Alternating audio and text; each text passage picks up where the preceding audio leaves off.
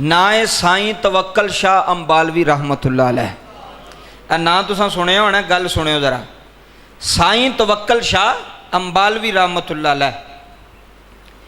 ये साईं तवक्कल शाह अंबालवी आम बंदा नहीं सी, जिन्हां दा जनाजा पढ़ाण पीर मेरे अली शाह साहब गए सन। हुण समझ आई जे किहड़े बंदे की गल सुना रहे। साईं तवक्कल शाह अंबालवी लिखते ने, एक फकीर किसी अल्लाह वाले को आया मिलन वास्ते। उन्हें बड़ी उहदी खिदमत की, बड़ी उहदी सेवा की, बड़ी उहदी ताबेदारी की। तो जदों वो टुर गया ना जी मिल के, तो जेड़े मरीद दुआले बैठे सन ना बजुर्गों के, वो बजुर्ग उन्होंने फरमान लगे, है तो यह फकीर बन के आया है, लेकिन अल्लाह ने ये कोलों फकीरी वापस ले ली है। की ले ली है? फकीरी अल्लाह ने ये कोलों वापस लै ली है। ज़ाहरी तौर पर अपने आप को फकीर समझदा है, लेकिन अंदरों जिहड़ी चीज़ सी ना फकीरी वाली, वो अल्लाह ने ये कोलों वापस लै ली है। लेकिन इनू पता नहीं। हुण गल सुनने वाली जी। मुरीदा ने अर्ज की, हजूर जे इनू नहीं पता, जे तुसी इजाजत दिओ तो असीं इनू दस दईए।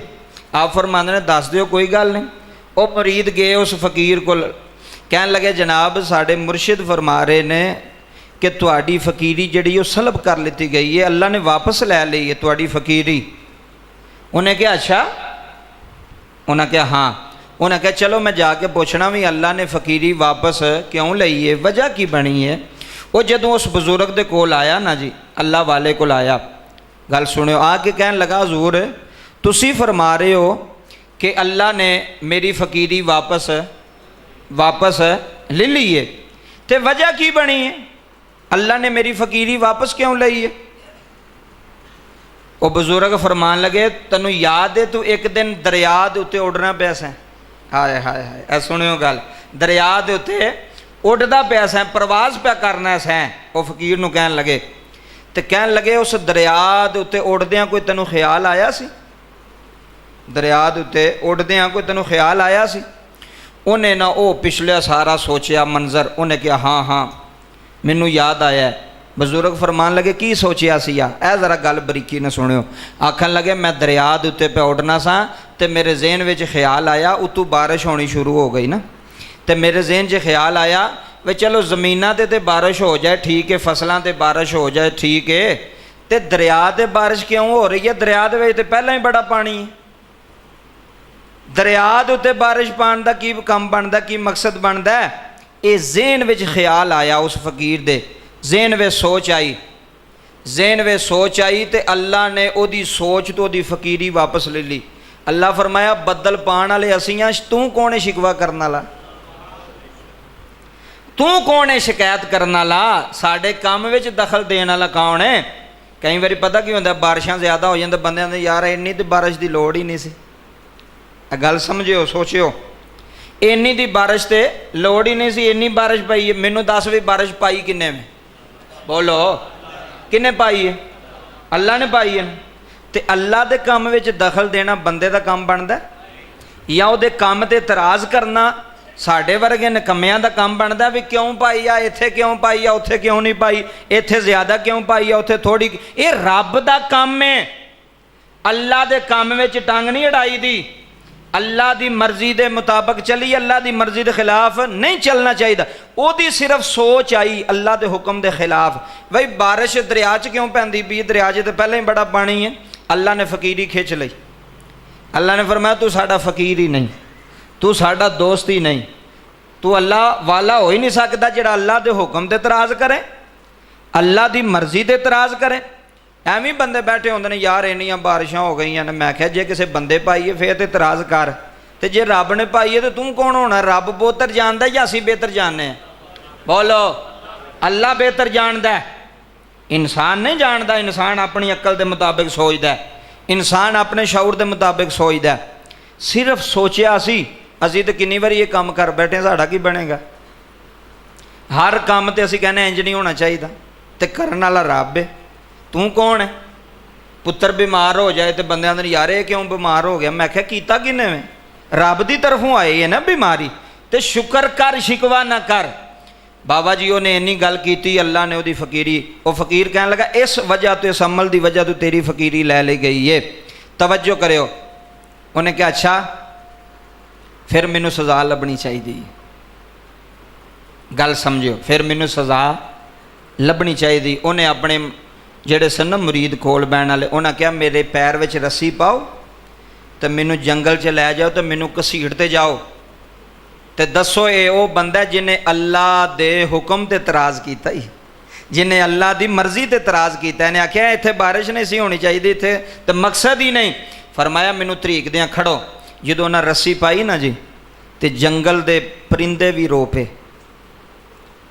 जंगल के दरखत भी रो पे, जंगल का घाह भी रो पिया।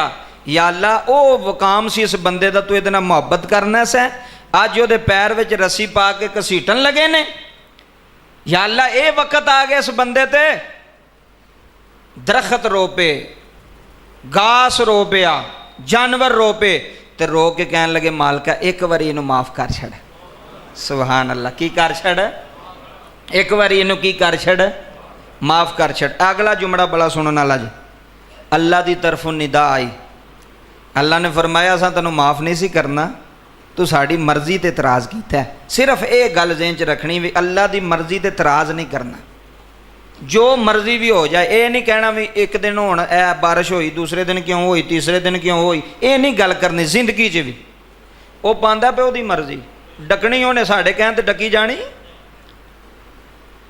जी सलाब आ गया जी, इंज हो गया जी, फलां हो गया, ਜਾਂ तो कोई बंदा करना, रब पे करदा ही, ਉਹਦੀ मर्जी दे तू मुताबिक चलना है, खिलाफ नहीं चलना, इतराज़ नहीं करना। जेड़ा इतराज़ करे ना वो बाबा जी वेखो वो कदा बंदा जेड़ा रब की मर्जी ते इतराज़ करे, रब के हुक्म ते इतराज़ करे। अल्लाह ने फरमाया तू इतराज़ किया सी बई दरिया ते पानी क्यों पैंदा पे, बारिश क्यों होंदी पई। सुने हुण अल्लाह का जवाब। अल्लाह ने फरमाया जो असीं ज़मीनां ते बारिश बरसाने आ ना, उतों फसल उगदी है। की उगदी है? फसल उगदी है। जदों ज़मीन ते पानी बरसाने आ, ऐ ही नुकता फरमान लगे, जदों असी दरियावां ते बारिश बरसाने आ ना, तो फिर विचों मोती पैदा करने आ। समझ आई जे कोई नहीं? तो इतराज़ कादा होया? उहदे विच भी हिकमत है। अल्लाह ताला दे हर काम विच हिकमत है। अगर तेनों थोड़ा जिहा नुकसान हो गया, हो सकता तेनों अगों फायदा कितना होना। अल्लाह ताला इहदे विच किहड़ी हिकमत है अल्लाह ताला दी छुपी हुई। परेशान नहीं होना, अल्लाह ताला दी हिकमत च राजी रहना है। अल्लाह दी रजा च मुश्किल वेला आ गया फिर भी खुश रह, चंगा वेला आ गया फिर भी खुश रह। और जिन्नी देर चंगा खवांदा है ना तो बंदा बड़ा इंजॉय करता है भी हुण पैसे जेबां भरचियां ने, हुण क्या बात है, बड़ी अल्लाह ताला दी मेहरबानी है। तो जदों जेब खाली हो जाए उदों मूँह ही नहीं सीधा हुंदा इहदा। घर भी लड़ेगा, बुढ़ी नाल भी लड़ेगा, बच्चियां नाल भी लड़ेगा, रिश्तेदारां नाल भी लड़ेगा। ओ की होया ही भाई? यार पैसे मुक गए ने।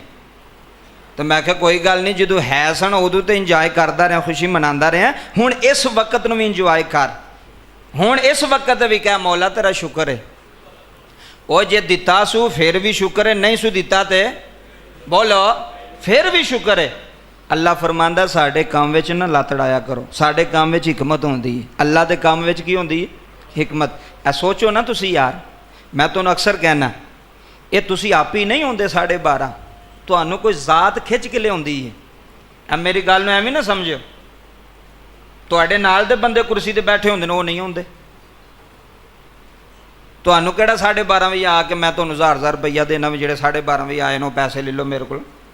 तुहानूं एक जात आंदी उठ खलोए 12:30 आने वाले, ओ जात आंदी। अब मेरी गल नूं सुटियो ना, 10 बंदे बैठे होण ते एक बंदा उठ के ते टाइम नाल मस्जिद च आ जाए तो फिर पता लगता कोई ताकत है ना, कोई कुव्वत है ना, कोई ऐसी जात है ना जिहड़ी तैनूं लैके आ रही है। दूसरे भी तो वो दुनिया में फस गए ने, 1 बजे जावांगे, 1:30 बजे जावांगे, काम भी कोई नहीं, वेले बैठ मोबाइल नाल पे लगे रहणगे। खुश नसीब वो बंदा जिन्होंने जात आंदी है टाइम नाल आ मेरे घर, जिन्हों रब आंदा बह इत्थे, खुश नसीब है तू, तैनूं बुलांदा रब। तेरे कोल जेड़े ने उन्होंने नहीं अल्लाह पसंद किया वो आन, जे अल्लाह चाहता तो वह भी आ सकते सन, लेकिन तेरे ते अल्लाह की नज़र है, तेरे ते अल्लाह की रहमत है। ये अल्लाह का फजल होंदा, जे किसी मौलवी दे कोई गल नहीं, किसी आलिम दे किसी नाम, ये अल्लाह का फजल है। अल्लाह का फजल होवे ते बंदा होंदा है। अगली बात सुनियो जी।